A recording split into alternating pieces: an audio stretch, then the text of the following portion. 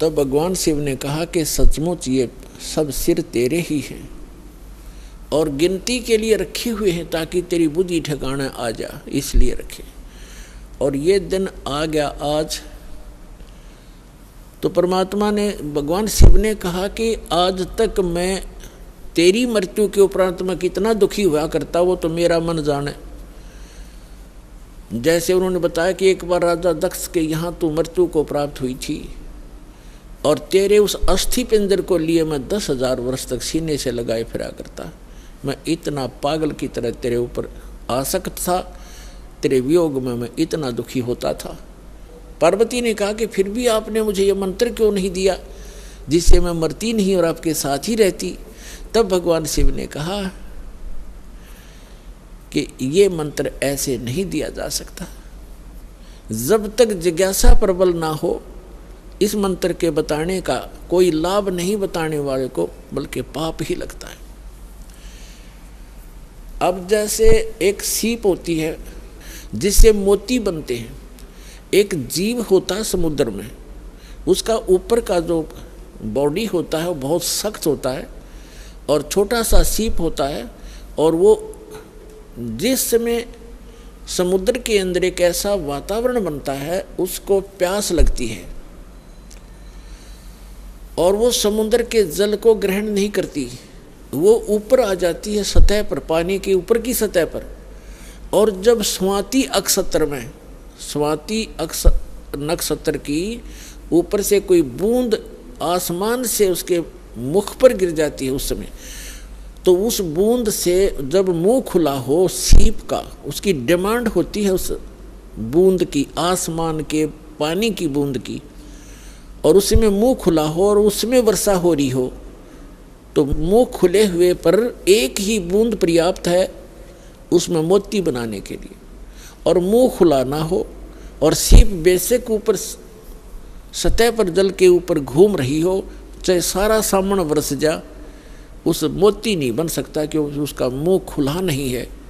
तो ऐसे ऊपर बगैर मुंह खुले और उस बूंद की कोई वैल्यू नहीं है, व्यर्थ जाती है।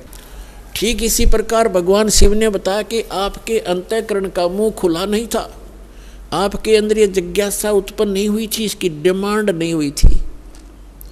और आज नारद जी ने आपके अंदर ये प्रेरणा पैदा करके आपके अंतःकरण की वो डिमांड प्रेरित कर दिया, आपको आपकी प्रबल इच्छा होगी। अब ये मंत्र दूंगा पार्वती तो तेरा काम करेगा। पहले मैंने बहुत बार कोशिश की थी कि आपको ये मंत्र दूं, लेकिन आपने तो कान्ना पे कटाड़ी सारी बात, और कभी भी नहीं आपने भक्ति करने की सोची भी नहीं।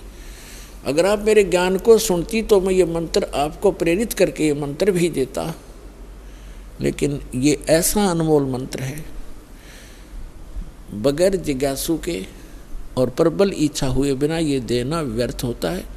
इसलिए मैंने आपको मरते हुए भी देखा, मैं रोता भी था, डकराता था, टक्कर मारता था, लेकिन ये अनमोल वस्तु दे नहीं सकता था।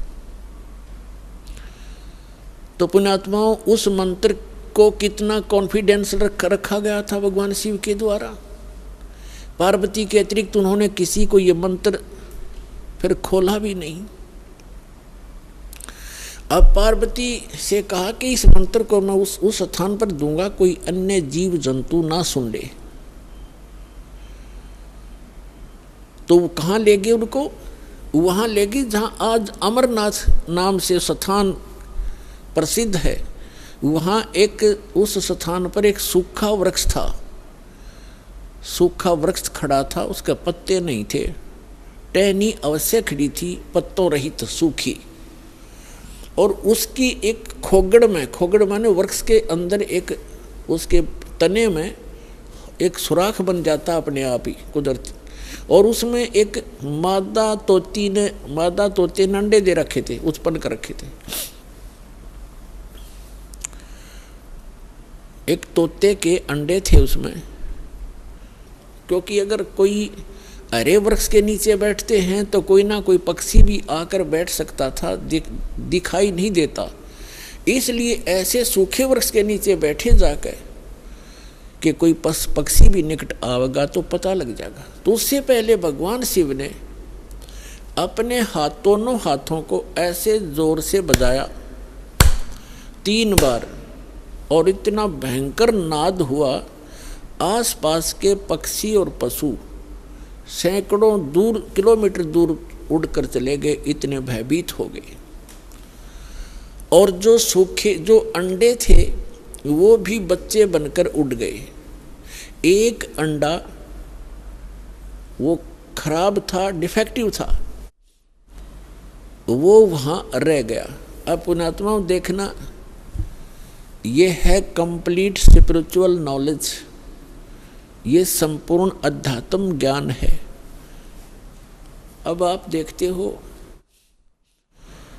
जैसे अस्थि उठाते हैं, अस्थि फूल उठाते हैं, जो हार्ड जीव के, मनुष्य के, स्त्री या पुरुष के जला दिए जाते हैं, शरीर को अंतिम संस्कार कर दिया जाता है शरीर का, उसके बाद उसके कुछ कण हड्डियों के बच जाते हैं, उनको फूल बोलते हैं, अस्थि बोलते हैं। उनको वहाँ से उठाया जाता है उस राख से, और कहाँ डाल के आते हैं? गंगा में, दरिया में। क्यों डालते हैं? ये तो एक बहकाने वाली बात है कि वहाँ गति करवाने जाते हैं। मरने के बाद जीव चला गया जहाँ जाना था, उन हड्डियों के कहीं फेंकने से, दरिया में डालने से गति होती है। उसका मूल उद्देश्य ये है कि जैसे हम जिस बॉडी में रहे हैं, ये शरीर हमने सबसे प्रिय है। इंसान कोई रोगी हो जाता है, रोग भयंकर होता है, उसमें बहुत इलाज करवाना पड़ता है, तो अपने मकान और ज़मीन को भी बेचकर इस शरीर को सुरक्षित रखना चाहता है। ये कितना प्रिय होता है। और इसको छोड़कर जब ये प्राणी जाता है, पहले ये ऊपर ले जाया जाता है, वहाँ तपस्शिला पर इसको भूना जाता है, इसके अंदर से गंध निकाल कर फिर इस जीव को फेंक दिया जाता है। ये आकाश मार्ग से आकर धर्मराज के दरबार में पंक्ति में खड़ा हो जाता है। इस प्रोसेस में इसको 10-12 दिन लग जाते हैं। इसलिए 13वें दिन ये वापस आ जाता है, जहाँ इसने गधा बनना है, कुत्ता बनना है, सूअर बनना है या भूत बनना है, उस लाइन में फिर लग जाता है। तो ये प्रेत बन जाते हैं अधिकतर। भूत पूज कर भूत बनेंगे, तो हम सब भूतों की पूजा ही करते थे। तो प्रेत बनकर आता है कहाँ? अपने घर में। घर से फिर अपने शरीर को खोजता है, मेरा शरीर कहाँ, उसमें प्रवेश करूं। फिर वो वहाँ से चलता चलता जाता है, क्योंकि एक फिल्म सी बनी होती है, वो फिर वहाँ जाता है जहाँ उसका अंतिम संस्कार किया होता है। तो वहाँ अगर वो अस्थि नहीं उठाई जाती है तो वो जीव उन अस्थियों को चिपक जाता, मेरी है, ये मेरी है, उनका चिपका रहता वहाँ पर। और उन्होंने, जिन गुरुओं को ज्ञान तो था नहीं, उन्होंने सोचा कि ये अस्थि अगर यहाँ से उठा कर और कहीं फेंक आवें, दरिया में डाल दें, तो ये उस प्रेत का हाथ ना लगे, वो यहाँ चिपक कर ना बैठे इन शमशान घाट में, यहाँ गांव में ना रहे, कहीं और चला जा। इसलिए उसको उठाकर उनकी अस्थियों को जल प्रवाह कर देते हैं। वहाँ डालने के बाद फिर इसको पता ही नहीं लगता वो कहाँ गई। इनका ये उद्देश्य होता है कि वो वहाँ से जगह छोड़ जावे, उनकी खोज में उड़ा गंगा किनारे धक्के खाता रहे। तो पुण्यात्माओं, ये अस्थि उठाने की ये प्रक्रिया यहाँ से चली है। और इसे उठाओ या ना उठाओ, ये कोई फायदा नहीं, उसमें कोई लाभ या हानि नहीं है उस जीव को जो चला गया शरीर को छोड़कर बाद की क्रियाओं से। अब ऐसे ही जैसे आपको बहुत बार बताया है कि इस प्राणी को मानव शरीर 2 प्रकार से प्राप्त होता है। एक तो 84 लाख योनियों को भोग गए, एक टर्न वाइज एक मानव शरीर कंपल्सरी प्राप्त होता है। और दूसरे प्रकार का वो होता है जो शुभ संस्कारों से लगातार भी कई मनुष्य जीवन आपके पूर्व जन्म के पुण्य संस्कारों से हो जाते हैं।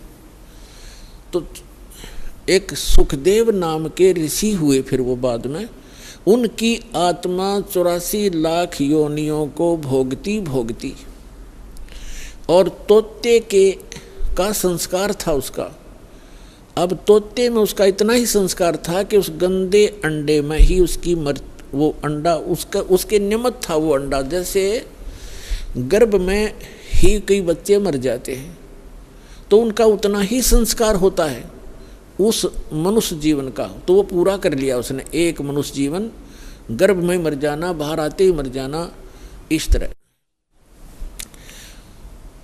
अब उसका संस्कार था इतना ही कि उस अंडे में उसकी आत्मा आई और अंडा गंदा हो गया। अब उसके बाद भी वो उसका चिपका रहा कि मेरा है, वो आत्मा वही रही और बाकी अंडे जो स्वस्थ थे भगवान शिव की अपनी जो धारणा से कि आसपास कोई अंडा हो वो भी स्वस्थ हो जाए, तो वो उस ताड़ी बजाने से अंडे बच्चे बनकर और पक्षी बनकर उड़ गए। अब वो संस्कार था उसका ऐसा ही निर्धारित था कि वहाँ भगवान शिव कथा सुनावेगा पार्वती को, और उसके संस्कार से फिर वो परमात्मा, क्योंकि कोई भी ज्ञान उपदेश दिया जाता है पहले सत्संग किया जाता है। तो भगवान शिव ने पार्वती को पहले उस अमर परमात्मा की कथा सुनाई कि कोई ऐसी शक्ति है, इनको वैसे ज्ञान नहीं लेकिन वेदों से जैसा इनको ज्ञान प्राप्त हुआ तो ये बता रहे थे कि पार्वती उस परमात्मा की भक्ति करनी चाहिए, उस भगवान की भक्ति से जीव का मोक्ष होता है। और मानव शरीर, इन देवताओं को भी ये मानव शरीर माना जाता है और मानव शरीर ये भगवान की साधना उपासना के लिए ही प्राप्त होता है। और फिर वो बताने लगे कि ध्यान लगाओ, मैं बताता जाता हूँ, जहाँ टारगेट मैं आपको बताऊँ आपकी सुरती वहीं पहुँचे। क्या बताया कि मूल कमल जो गुदा के पास है रीढ़ की हड्डी के अंदर की तरफ, उसमें गणेश जी का वास है और उसका किलियम जाप है और ऐसे इसको ऐसे ऐसे बोल है। फिर बताया कि उससे 2 उंगल ऊपर सावित्री और ब्रह्मा जी का कमल है, उसका ये मंत्र है। फिर बताया शरीर के इसके ऊपर नाभि कमल है, उसमें विष्णु और लक्ष्मी का वास है और वहाँ पर ये मंत्र है जो आपको दिए जाते हैं, इनको जाप करो। उसके बाद फिर हृदय कमल है, उसमें महादेव और पार्वती का स्थान है। अपनात्माओं, ये लीला आपको बहुत देर से समझ में आओगा। ये ज्ञान आपको पहले भी बताया है कि ये काल क्या लीला करता है। ये एक ब्रह्मांड के सर्वोपरि शिखर में, चोटी में, वहाँ 3 स्थान बनाकर रहता है और वहाँ 3 ही रूप धारण कर लेता है और वहाँ इस दुर्गा के ये 3 ही रूप बनाकर अपने साथ रखता है। जैसे एक रजोगुण प्रधान क्षेत्र है, उसमें स्वयं ये चतुर्मुखी रूप धारण करके और लक्ष्मी को पार्वती रूप बना, सावित्री रूप बनाकर अपने साथ रखता है। एक सतोगुण प्रधान क्षेत्र है, उसमें ये स्वयं विष्णु रूप धारण कर लेता है और लक्ष्मी को और उसको दुर्गा को लक्ष्मी रूप में रखता है। और तीसरा वहाँ पर एक तमोगुण प्रधान क्षेत्र है, उसमें ये स्वयं अपना शिव रूप धारण करके, जैसा शिव आप देखते हो, और उसके 5 मुख हैं, उसके शिव के भी 5 मुख हैं। वहाँ पर जब ये बनाता है वो 2-1 भी रख लेता है, ऐसा इसकी लीला है। तो वह 10-10 भी मुख बना सकता है ये, वहाँ 10-1000 तक ये मुख बना सकता है ये काल। तो वहाँ ये शिव रूप में रहता है और दुर्गा को पार्वती रूप में रखता है। तो जो हमारे कमलों के अंदर जो हमने जो दिखाई देंगे देवता, वो वही उसी का रिफ्लेक्शन दिखता है। और वहाँ के इन स्थानों के इंचार्ज ये इनके पुत्र होते हैं, जहाँ इनके कार्यालय हैं, जैसे शिवपुरी है, विष्णुपुरी है, ब्रह्मापुरी है, ये अलग हैं और वहाँ पर रिफ्लेक्शन उसका ही आता है। और वहाँ जो जीव इस मंत्र का की साधना करते हैं, उनकी साधना का अकाउंट ये इसके पुत्र रखते हैं। जैसे हम ब्रह्मा जी और सावित्री का जाप करते हैं तो वो अकाउंट इनके पास जाएगा, अकाउंट यही रखेंगे ये ब्रह्मा विष्णु महेश ही अलग से। तो पुण्यात्माओं ये PhD का मार्ग है, धीरे धीरे आपके समझ में आएगा। तो यहाँ शिव बता रहा है कि हृदय कमल में शिव और पार्वती का स्थान है, इसके ऐसे 12 पंखुड़ियाँ हैं, इसका ये मंत्र है। फिर कंठ कमल में देख ये दुर्गा का स्थान है और इसमें इतने कमल हैं, 16 पंखुड़ी हैं और इसका ये मंत्र है। तो ऐसे जब वो जाप करती हुई जा रही थी, फिर कहा कि त्रिकुटी में की तरफ चलो पार्वती।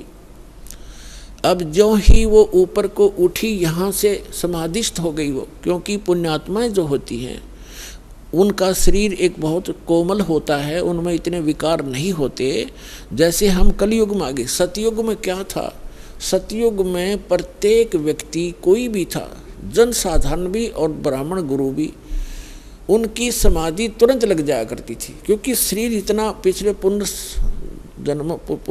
संस्कारों से इतना कोमल होता था, इतना स्वच्छ होता था, अंदर से सब नसें सब वो उनका साफ होता था, बहुत आसानी से समाधि लग जाती थी।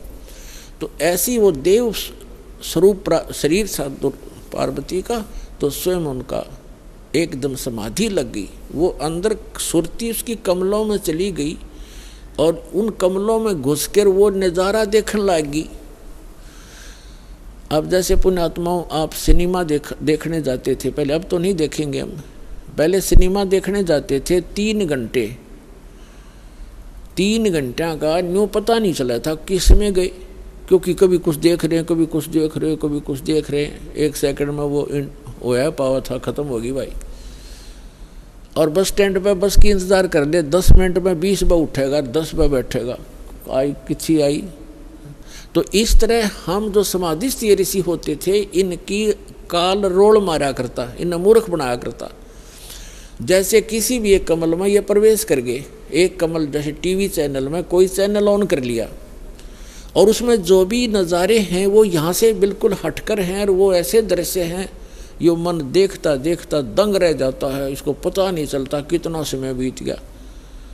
तो इस प्रकार वो काफ़ी समय तक ये नज़ारे देखा करते, मोक्ष नहीं हुआ इनका। तो जो दास आपको कंसेप्ट क्लियर करने जा रहा है, इस प्रकार पार्वती का कोई चैनल ऑन हो गया और उस चैनल में वह घुस गई, लागी सिनेमा देखने। अब जब सुरती चली जाती है दूर तो आभास शरीर को नहीं होता। जैसे हमने कई बार देखा कि बातें कर रहे होते हैं बस स्टैंड पर, और कुछ जो हमें नहीं ज़रूरत जिन व्हीकलों की, जैसे हम इंतज़ार कर रहे हैं बस की, अरे कोई ट्रक आ गया और उसके हमारे पास से गुजर गया हॉर्न देता हुआ, हमें पता भी नहीं वो हॉर्न कब देकर बजा के चला गया। हम इतने उन बातों में मगन हो गए, इतनी सुरती हमारी वहाँ से हट गई। तो ऐसे पार्वती की सुरती हट गई और शिव जी बता रहे थे कि ऊपर देखो मूल कमल में आपको ऐसे दिखाई देगा, हृदय कमल में ऐसे दिखेगा। तो पार्वती की समाधि लगी, किसी कमल में पहुंच गई, वह घुस गई उसमें, वह सैर सपट्टे कर रही। उधर से वो गंदा अंडा जो था तोते का वो स्वस्थ हो गया भगवान की चर्चा सुन के, और एक महापुरुष के मुख से वो जल्दी असर करती है। तो उसी समय वो स्वस्थ होकर अंडे से बाहर निकल कर बच्चा भी बन गया तोते का। और वो तोता फिर भगवान शिव बता रहे हैं कि ये मंत्र जाप करो, इसको ऐसे ऐसे जाप करो, किलियम जपो गौरा, सुन मंडल में पहुँचा बोरा। इस पर काफ़ी लंबा प्रकरण है, फिर बताएंगे। और ऐसे हरियम जपो, तो सारा बता रहा था। तो वो बता रहा था, पहले तो पार्वती कह रही थी हाँ ऐसा है, हाँ जी। तो फिर तोता लग गया कहने हाँ जी। अब पार्वती तो समाधिस्थ, भगवान शिव ने अला के देखा हुआ तो समाधिस्थ हो रही है, और हाँ जी की आवाज़ कहाँ से आ रही है। तो जब उसने देखा कि अवश्य यहाँ कोई व्यक्ति है, इधर उधर देखा तो तोते ने सोचा है भी शिव जी पकड़ेगा, तेरी टिटवी दाबेगा। अब वो उड़ लिया, तोता वहाँ से उड़ लिया फर्र दे ही करके। अब शिव जी ने देखा कि इसने मेरा मंत्र प्राप्त कर लिया, और तोता बड़ा बदमाश होता है, यो किताब बोल लेगा इसने। और ये ऐसे बताने से किसी व्यक्ति के हाथ लग गया। जैसे ये राक्षस क्यों बन गए, जो साधना करते थे, मर्यादा तोड़ गए, सब विकार करने लगे और उस भक्ति की से उसमें सिद्धियाँ उतनी ही आ गई जो देवताओं में थी, लेकिन उनके कर्म बिगड़ गए तो वो बराबर की शक्ति युक्त हो गए और दुखदायी एलिमेंट बन गए। इसलिए इन मंत्रों को अभी तक हम गुप्त रखते हैं कि एक आम जो बगैर किसी अधिकारी के इसको दिया नहीं जा सकता, यह हानि कर सकता है, फिर आम समाज के लिए भी दुखदायी बन जाता है। तो ये कारण था कि जनसाधारण कहते हैं भाई ये मंत्रों को तुम्हारे गुरुजी गुप्त क्यों रखते हैं। अब उनको क्या पता, जगत को भगत की मर्यादाओं का ज्ञान नहीं होता, तो श्रेयाम सार्वजनिक क्यों नहीं करते, वो सबको क्यों नहीं बताते। कोई बात है, अब आपके पास 20 लाख रुपये हैं तो बांट देना सबको, खड़ा होगा गली में बांट दे, 10-10 रुपये, 100-100, 500, 1000-1000, जब तक कहेगा कौन से बेटे ने दूँ, जो सा ठीक ठाक रखे, खराब ना कर दे। तो ये एक अनमोल धन है, ऐसे नहीं बांटा जाता। तो भगवान शिव पीछे पीछे और तोता आगे आगे, दोनों में सिद्धि, उस मंत्र से वो भी मंत्रित होकर के सिद्धि युक्त हो गया और वो भाग लिया। आगे तोते का शरीर छोड़कर वेद व्यास की पत्नी ने जमाई ली, उसके माध्यम से वो सूक्ष्म रूप से गर्भ में पहुंच गया। और जब उनका मिलन हुआ पति पत्नी का, तो उस समय उसने उसमें बॉडी धारण कर ली वेद व्यास और उसकी पत्नी से, और गर्भ में रहा।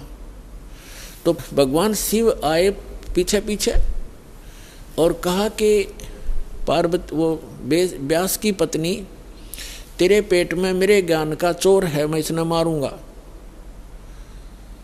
तो उसने कहा कि क्यों मारोगे, क्या गुस्ताखी कर दी, यदि कोई जीव, मुझे तो मालूम नहीं, आप तो अंतर्यामी हैं भगवान, आपने को पता होगा क्या बात होगी कि इसने मेरा अमर मंत्र चुरा लिया, सुन लिया और ये अमर हो गया और कहीं ये किसी और को बताओगा, इसलिए मैं इसने खत्म करूंगा, मारूंगा।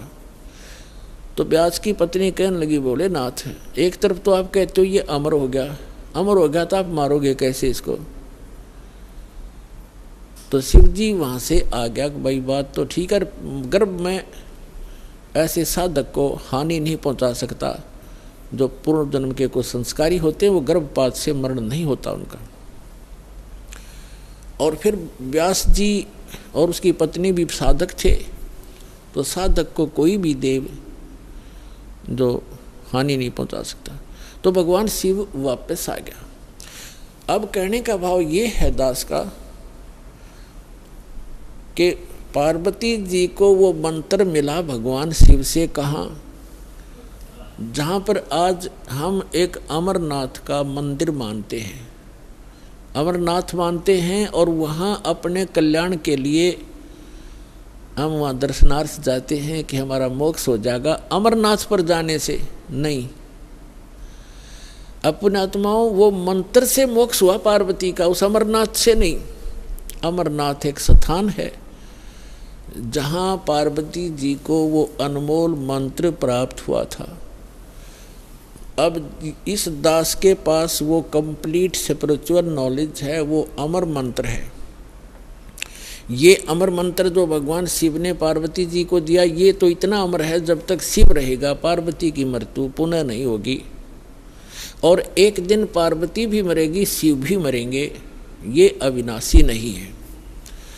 श्री इसका प्रमाण है श्री देवी भागवत 3रा स्कंद सचित्र मोटा टाइप 3रे स्कंद में गीता प्रेस गोरखपुर से प्रकाशित के 123 पृष्ठ पे भगवान विष्णु स्वयं कहते हैं, अपनी माता की स्तुति करते हैं दुर्गा की, तुम शुद्ध स्वरूपा हो, ये सारा संसार तुम्ही से उद्भासित हो रहा है, मैं ब्रह्मा और शंकर आप ही के कारण हम वर्तमान हैं, और हमारा तो आविर्भाव माने जन्म और त्रोभाव माने मृत्यु हुआ करता है, हम अविनाशी नहीं हैं। अपने आत्माओं, जैसे इस दास से मंत्र आप जी को बरवाला के पुराने आश्रम में मिला है, तो उसके लिए वो पुराना आश्रम अमरनाथ है जहाँ वो मंत्र मिला आपको। अब उस बरवाला आश्रम में माथा टेकने तो नहीं, उस मंत्र के जाप करने से आपका मोक्ष होगा। और वो मंत्र आपको ये दास कहीं भी मिल जावे, जैसे घर घर जाया करते थे हम, वो घर में मंत्र देते थे, तो उनके लिए वो स्थान है, वो अमरनाथ जहाँ ये मंत्र मिला था, उस अमरनाथ उस अमर मंत्र के मिलने वाले स्थान से मोक्ष नहीं, चाहे माथा टेको चाहे ना टेको, उस मंत्र के जाप से मर्यादा में रहते हुए साधना करने से आपका मोक्ष होगा। जैसे पहले हम नगर नगर में जाकर सत्संग करने लगे थे और वहाँ टेंट लगाया करते थे, भट्ठी बनाया करते थे मिट्टी ग्राउंड में, ईंटों की मट्टी भट्ठी बनाकर हलवा खीर बनाते थे और सत्संग करके हम अगले स्थान दूसरे शहर में चले जाते थे।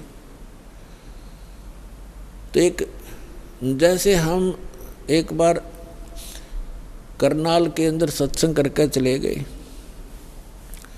हम चले गए हिसार में आ गए, तो जिस भक्तों ने वहाँ नाम लिया था तो उनके लिए वो करनाल का वो मैदान अमरनाथ है।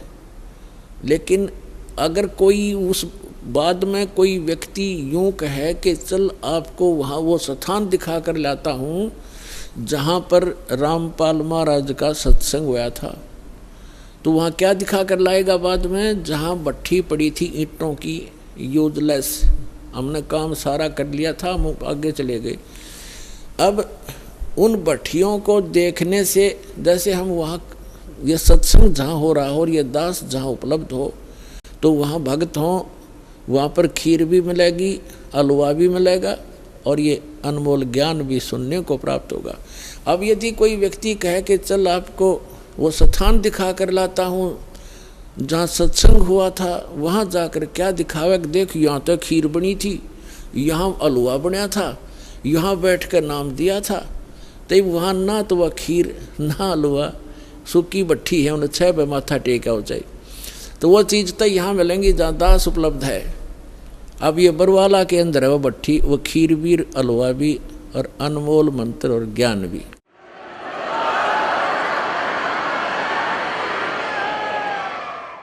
इस प्रकार जितने भी हमारे ये तीर्थ हैं, ये पवित्र यादगारें तो हैं कि यहाँ ऐसी घटनाएं घटी थी, ये केवल यादगार हैं, लेकिन वहाँ जाने से जीव को पाप के अतिरिक्त कुछ नहीं मिलेगा।